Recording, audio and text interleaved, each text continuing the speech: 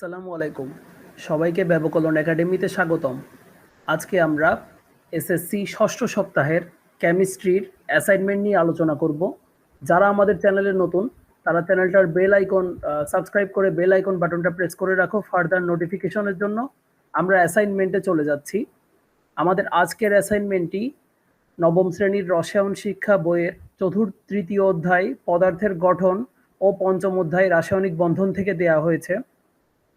এখানে অ্যাসাইনমেন্টটি হলো বিভিন্ন যৌগ পর্যালোচনা করে পরমাণুসমূহের যোজনী, পরিবর্তনশীল যোজনী ও সুপ্ত যোজনী এবং যৌগগুলোর মধ্যে বিদ্যমান মৌলের তেজস্ক্রিয় আইসোটোপের ব্যবহার নিয়ে। এখানে ৮টা যৌগ দেওয়া রয়েছে: H2O, CO2, CCl4, PCl4, PCl5, PCl3, PI5, SO2, SO3। এই যৌগগুলোর আমাদের হচ্ছে যোজনী বের করতে হবে। তারপর হচ্ছে এই যৌগে যে মৌলগুলো আছে সেই মৌলগুলোর যোজনী বের করতে হবে, তাদের পরিবর্তনশীল যোজনী ও সুপ্ত যোজনীর হিসাব করতে হবে। আর তারপরে হচ্ছে তেজস্ক্রিয় এই এই এই মৌল এই যৌগগুলোতে যে যে মৌল আছে তাদের তেজস্ক্রিয় আইসোটোপের ব্যবহার দেখাতে হবে। তাহলে আমরা প্রথম প্রশ্নে চলে যাই।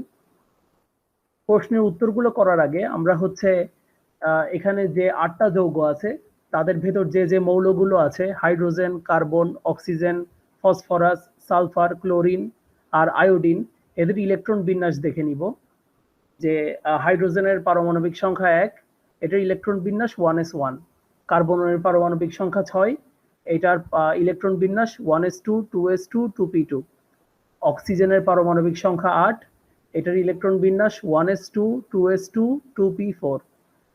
ফসফরাসের পারমাণবিক সংখ্যা ১৫, এটার হচ্ছে ইলেকট্রন বিন্যাস 1s2, 2s2, 2p6, 3s2, 3p6। সালফারের পারমাণবিক সংখ্যা ১৬, এটার ইলেকট্রন বিন্যাস 1s2, 2s2, 2p6, 3s2, 3p4। ক্লোরিনের পারমাণবিক সংখ্যা ১৭, এটার ইলেকট্রন বিন্যাস 1s2, 2s2, 2p6, 3s2, 3p5। আর শেষে আয়োডিন। আয়োডিনের পারমাণবিক সংখ্যা হচ্ছে ৫৩, আর এটার ইলেকট্রন বিন্যাস হচ্ছে 1s2, 2s2, 2p2, 3s2, 3p6, 3d, এখানে 3d10 হবে। তারপর 4s2, 4p6, 4d10, 4f14। তারপরে এই ক্লোরিনের মতোই হচ্ছে শেষে 5s2, 5p6। শেষের পঞ্চম স্তরে হচ্ছে 7টা ইলেকট্রন। তাহলে আমরা এগুলোও দেখে নিই। যে হাইড্রোজেনের শেষ উপস্তরে 1টি ইলেকট্রন, কার্বনের শেষ স্তরে ইলেকট্রন 4টি এবং উপস্তরে ইলেকট্রন হচ্ছে 2টি। অক্সিজেনের শেষ উপস্তরে ইলেকট্রন 4টি, ফসফরাসের শেষ উপস্তরে ইলেকট্রন হচ্ছে 3টি, শেষ স্তরে ইলেকট্রন হচ্ছে 5টি। এটা স্তরে হবে, মানে 3, যেটা তৃতীয় স্তর। তারপরে সালফারের শেষ উপস্তরে ইলেকট্রন 4টি এবং শেষ স্তরে ইলেকট্রন হচ্ছে 6টি, যেটাও 3 একই। ক্লোরিনের শেষ উপস্তরে ইলেকট্রন হচ্ছে 5টি, আয়োডিনের শেষ উপস্তরে ইলেকট্রন হচ্ছে 5টি। তাহলে আমরা এবার ক দেখে নিই।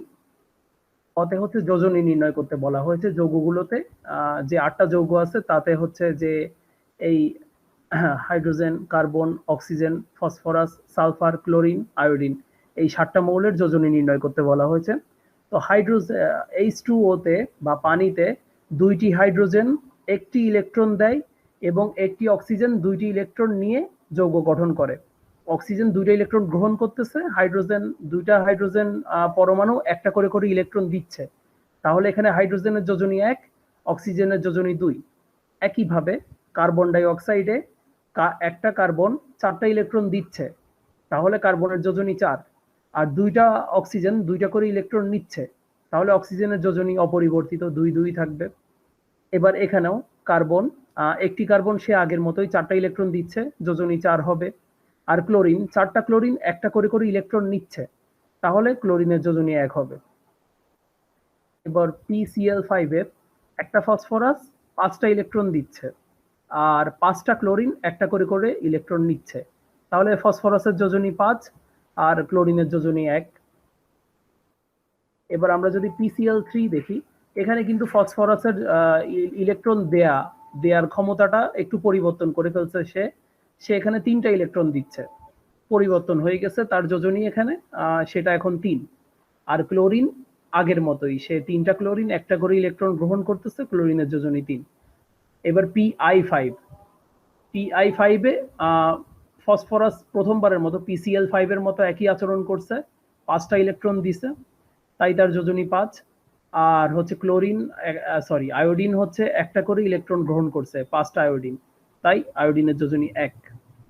এরপর সালফার ডাইঅক্সাইড SO2, এখানে হচ্ছে একটি সালফার 4টা ইলেকট্রন দিছে, আর 2টা অক্সিজেন 2টা করে করে ইলেকট্রন গ্রহণ করছে, তাই এখানে সালফারের যোজনী 4 আর অক্সিজেনের যোজনী 2। পরের বার আবার সালফার ইলেকট্রন দেওয়ার ক্ষমতা পরিবর্তন করে ফেলছে, সে 4টা না দিয়ে সে শেষ স্তরের 6টাই দিয়ে দিছে, তাই তার যোজনী এখানে 6 হয়ে গেছে। আর 3টা অক্সিজেন 2টা করে করে ইলেকট্রন নিছে, তাই অক্সিজেনের যোজনী 2। তাহলে আমার কর উত্তর এখানে হয়ে গেল। আর আমি খর উত্তর নিয়েও একটু আইডিয়া পেয়ে গেলাম। এখানে আমি কি কি আইডিয়া পাইলাম, এখানে সালফার আর ফসফরাস এরা দুইজন হচ্ছে 2টা আলাদা যৌগে 2 রকম হচ্ছে যোজনী দেখাচ্ছে। তাহলে আমি পরিবর্তনশীল যোজনীর ধারণা পেলাম এখানে। খতে যেটা বের করতে বলছে, আমরা জানি উত্তেজিত অবস্থায় পরমাণু পরিবর্তনশীল যোজনী প্রদর্শন করে। ভিন্ন ভিন্ন যৌগে কোনো মৌল একাধিক যোজনী প্রদর্শন করলে তখন তাকে পরিবর্তনশীল যোজনী বলে। উদ্দীপকের 8টি যৌগের মধ্যে 4টি যৌগে PCl5, PCl3, SO2, SO3 এই 4টা যৌগে 2টা মৌল ফসফরাস আর সালফার PS তারা পরিবর্তনশীল যোজনী দেখায়। এখানে তাহলে আমি ওদের ইলেকট্রন বিন্যাস করে দেখি উত্তেজিত অবস্থায় ফসফরাসের ইলেকট্রন বিন্যাস কিরকম হয়। 1s2, 2s2, 2p6, 3s1, অন্য সময় 3s2 থাকে। আর px1, py1, pz1 এটা এরকমই থাকে। এস এর একটা ইলেকট্রন সে হচ্ছে উত্তেজিত অবস্থায় হচ্ছে ডি উপস্তরে চলে গেছে, DXY1 এ সে চলে গেছে। আচ্ছা, আবার PCl3-তে সেটাতে কি হয়, সেটাতে কিন্তু তার সাধারণ অবস্থাতেই থাকে, যে এখানে এস এর 2টা ইলেকট্রনই আছে, XYZ এ একটা একটা করে ইলেকট্রন আছে। তাহলে এখানে আমি স্বাভাবিক অবস্থায় ফসফরাসের যোজনী 3 পাচ্ছি, উত্তেজিত অবস্থায় ফসফরাসের যোজনী 5 পাচ্ছি। তাহলে ফসফরাসের পরিবর্তনশীল যোজনী 3, 5। এবার সালফারের পরিবর্তনশীল যোজনীতে আমরা আসি। সালফার ডাই অক্সাইডে এস এর ইলেকট্রন বিন্যাস, এটা উত্তেজিত অবস্থায় এই যে 2p6 পর্যন্ত ঠিক আছে, 3s2 তাও ঠিক আছে। আগে তার 3px এ 2টা থাকতো ইলেকট্রন, এখন উত্তেজিত অবস্থায় 3px এ একটা ইলেকট্রন 3dxy এ চলে গেছে। তা এখানে হচ্ছে এটা তাহলে একটা পরিবর্তনশীল যোজনী প্রদর্শন করবে। আবার SO3-তে সালফার ট্রাইঅক্সাইডে এখানেও উত্তেজিত অবস্থায় সালফার ডাইঅক্সাইডের ক্ষেত্রে এস এ কিন্তু 2টা ইলেকট্রন ছিল। এখানে সালফার ট্রাইঅক্সাইডে এস এর আরেকটা ইলেকট্রন হচ্ছে বিচ্ছিন্ন হয়ে যায়, বিচ্ছিন্ন হয়ে নতুন একটা উপস্তর 3DYZ এ চলে যায়। তাহলে আমি কয়টা বিচ্ছিন্ন বা সিঙ্গেল ইলেকট্রন দেখতেছি এখানে? S1, PX1, PY1, PZ1, 3DXY1, আবার DYZ1, এখানে 6টা বিচ্ছিন্ন ইলেকট্রন হয়ে গেছে, যার ফলে এটা সালফার ট্রাইঅক্সাইডে হচ্ছে তার যোজনী 6 হয়ে গেছে। তাহলে সালফার ডাইঅক্সাইড এবং সালফার ট্রাইঅক্সাইডে 2টা পরিবর্তনশীল যোজনী কি কি? 4 ও 6। এবার আমরা সুপ্ত যোজনী কাকে বলে ওটা জানবো।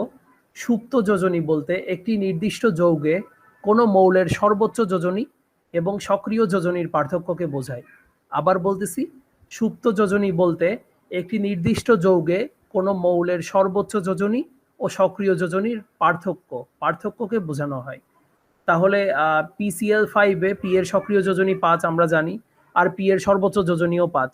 তাহলে PCl5-এ পি এর কোনো সুপ্ত যোজনী নাই বা 0। এবার PCl3 এর ক্ষেত্রে তার সক্রিয় যোজনী 3, কিন্তু আমরা জানি পি এর সর্বোচ্চ যোজনী 5। তাহলে এটা 3 হবে। PCl3-তে পি এর সুপ্ত যোজনী হবে 2, কারণ তার সক্রিয় যোজনী 3 ছিল, 5 থেকে 3 গেলে 2। এবার আমরা সালফার ডাইঅক্সাইডকে যদি দেখি, সালফার ডাইঅক্সাইডে এস এর সক্রিয় যোজনী 4, কিন্তু এস এর সর্বোচ্চ যোজনী 6, আমরা এটা পাইছি। তাহলে এটা SO2 হবে। SO2-তে সালফারের সুপ্ত যোজনী হবে 6-4 বা 2। আবার সালফার ট্রাইঅক্সাইডে এস এর সক্রিয় যোজনীয় 6, আবার সালফারের সর্বোচ্চ যোজনীয় 6। তাহলে সালফার ট্রাইঅক্সাইডে এস এর কোনো সুপ্ত যোজনী থাকবে না। এখানে সালফার ট্রাইঅক্সাইড এবং এটা এস হবে সালফার। এটা একটু রাইটিং মিস্টেক হয়ে গেছে। আমরা এবার তাহলে গতে আসি। গতে হচ্ছে যে উদ্দীপকে যে যৌগগুলো আছে তাদের যৌগে বিদ্যমান মৌলগুলোর তেজস্ক্রিয় আইসোটোপের ব্যবহার জানতে চাওয়া হয়েছে। তো আমরা জানি মৌলে যে সকল আইসোটোপ আলফা, বিটা, গামা ইত্যাদি রশ্মি বিকিরণ করে তাদেরকে তেজস্ক্রিয় আইসোটোপ বলে।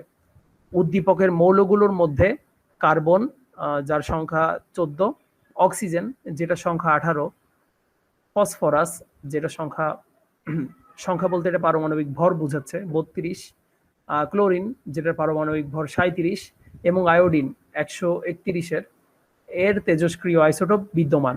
নিম্নে তাদের সঠিক ব্যবহার লেখা হলো। 14 কার্বন আইসোটোপ পৃথিবীর বয়স নির্ধারণের কাজে ব্যবহৃত হয়েছে। আর 18 অক্সিজেন আইসোটোপ, এটা হচ্ছে সালোক সংশ্লেষণ নিশ্চিতকরণ সহ মস্তিষ্কের সেরেব্রাল প্রবাহ নিশ্চিতকরণে ব্যবহৃত হয়। এবার 32 ফসফরাসের আইসোটোপ, এটা রক্তের বিরল ক্যান্সার লিউকোমিয়া চিকিৎসায় এই আইসোটোপটি ব্যবহার করা হয়।